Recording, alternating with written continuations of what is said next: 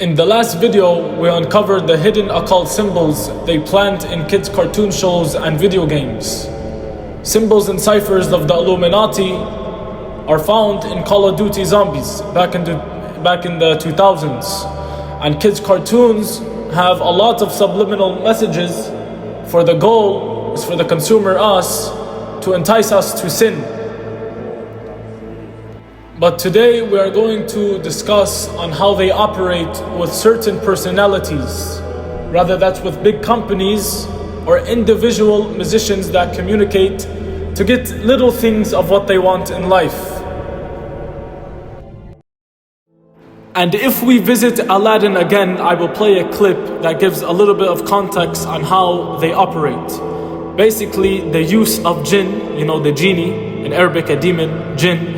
They use the jinn to help that individual gain power and wealth and so forth. Think you quite realize what you've got here. So why don't you just ruminate whilst I illuminate the possibilities. Illuminate the possibilities. Illuminate the possibilities. You got some power in your corner now. You got some power in your corner now.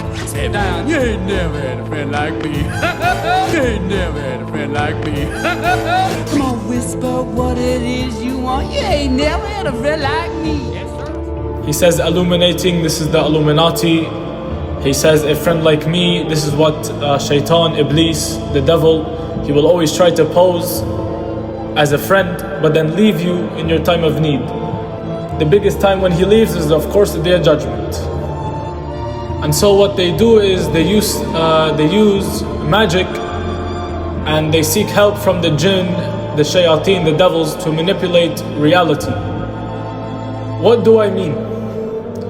In Orthodox and Christian theology, demons, they are fallen angels with limited power, granted only by God's permission. So they cannot create anything real.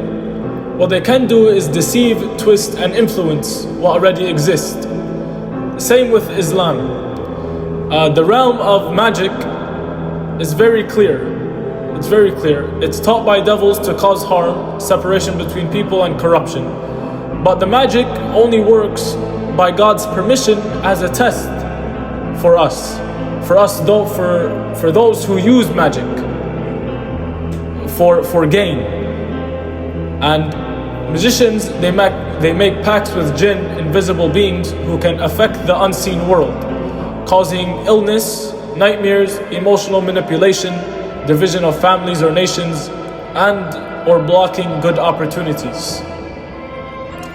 And what they do is hidden influences. The magic that they do, they create illusions and they alter perceptions or amplify negative energies to make bad outcomes more likely. Hence influencing decisions of leaders, spreading fitna, discord, or binding people's hearts. And these acts, they feed and strengthen the bond with the jinn, giving them more ability to interfere in the material world, but always temporarily and destructively. And so these are the whispers. By making these pacts and certain magic, you can target a certain individual that you want to harm, and the jinn will go to them and start planting thoughts. And the elites, allegedly, they use this for control over wealth, politics, and culture. Not true creation, but manipulation of hearts, minds, and circumstances. But all in the end, the jinn obviously betray them, and the practicer, they face severe punishment in the hereafter. And this goes for the same for the Christian theology.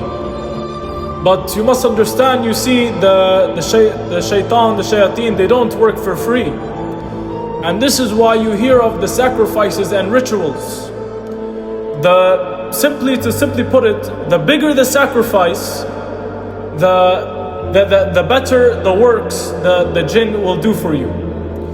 So as you know of the Baal worshippers, sacrificing and slaughtering babies, they are probably the ones who control the world, allegedly, and have the most influence in politics and everything like that.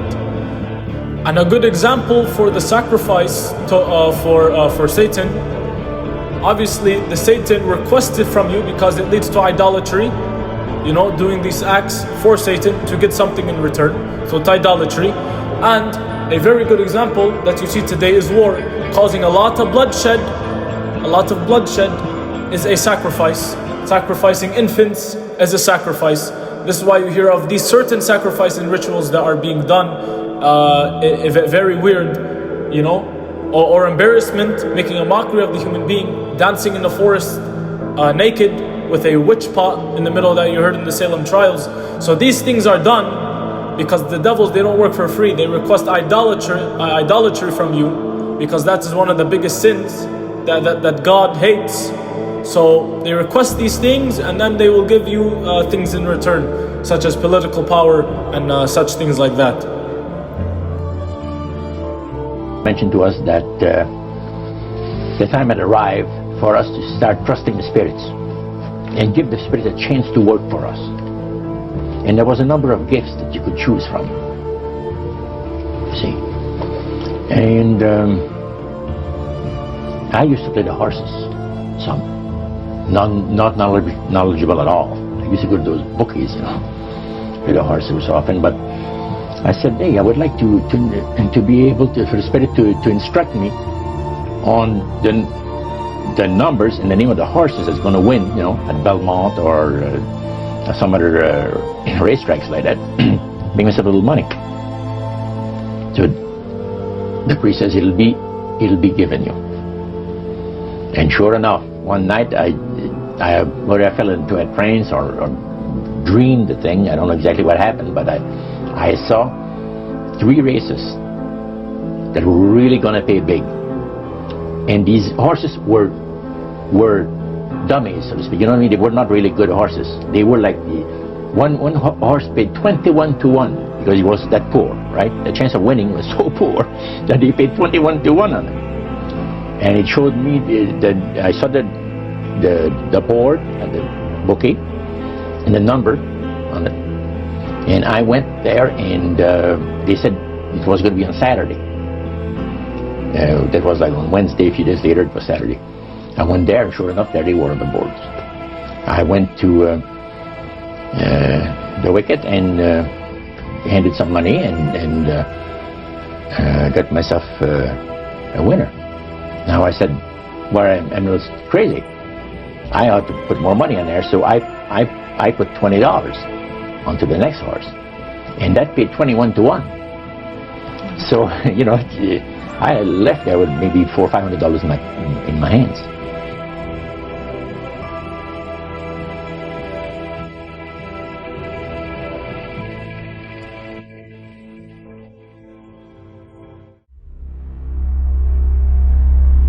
So in very simple terms and in summary, what is the equation?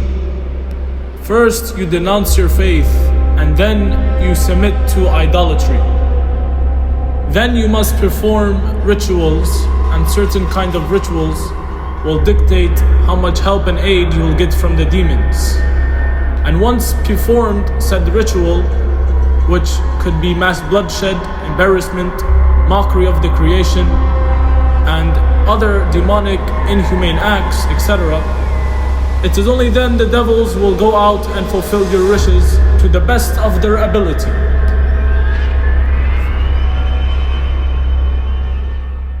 And this is how the occult has been operating for thousands of years, since the Solomonic time in Babylon, where magic was more present and jinn was actually somewhat physically there. They were working with them to pursue their ideologies. And this is exactly what's happening now in this day and age. It's a simple transaction of idolatry, worship of Satan, and in return you have the dominion of the earth in your hands. And this is why you see so many bloodshed and subliminal messages that are acts of worship of Satan, and then they get of what they requested for, because of the work they have done that Satan has requested of them. If this is committed, we will give you something in return. And those are the operations of the occult.